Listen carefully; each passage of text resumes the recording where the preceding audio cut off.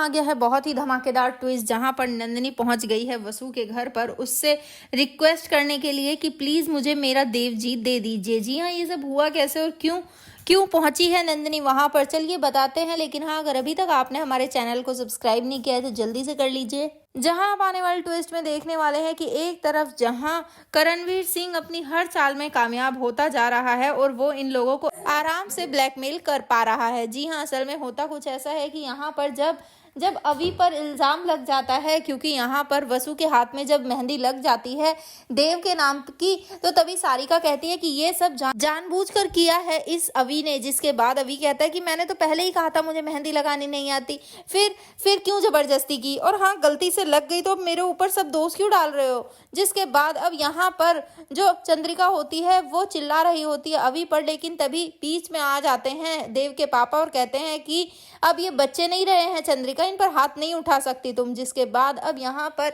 जब वसु को उल्टा सीधा कह रही होती है चंद्रिका, तभी अवी कहता है कि पहले तो ये हमारे घर की मेंबर हुआ करती थी और आज आप इसे इतना सुना रहे हैं, ऐसा क्यों मासा। जिसके बाद अब यहाँ पर मासा वो अवी से भी गुस्सा हो जाती है और अवी वहां से चला जाता है ये कहकर कि मुझसे गलती हो गई तो मैं मर जाऊं क्या। लेकिन ये सुनने के बाद चंद्रिका को और भी ज्यादा गुस्सा आ जाता है। वेल, यहाँ पर चंद्रिका वसु से कहती है कि आज का दिन हम भूलेंगे नहीं कि तुम्हारी वजह से हमारे बेटे की मेहंदी खराब हुई। जिसके बाद सीरियल में ट्विस्ट आता है। जी हाँ, यहाँ पर अब जो नंदिनी होती है उसके पेरेंट्स भी उसे लेकर वहां से चले जाते हैं गुस्से में। लेकिन फिर वो अगले दिन जब आते हैं तो वो चंद्रिका से कहते हैं कि आपका बेटा अविनाश भी नंदिनी को शायद पसंद नहीं करता है, उसे उसे वसु पसंद है क्या, क्यों वसु उसकी दोस्त है। जिसके बाद यहाँ पर अब चंद्रिका कहती है कि अगर अभी ने शादी के बाद कोई भी ऐसा ड्रामा किया तो वो हमारे खिलाफ होगा, अपनी मासा की बेइज्जती करेगा वो, और हम ये सब सहन नहीं करेंगे, जिसकी सजा तो उसे मिलेगी। जिसके बाद यहाँ पर नंदिनी पहुंच जाती है फिर वसु के घर पर। वसु वहीं घर पर होती है और जाकर कहती है कि प्लीज मेरे देव जी मुझे लौटा दो वसु।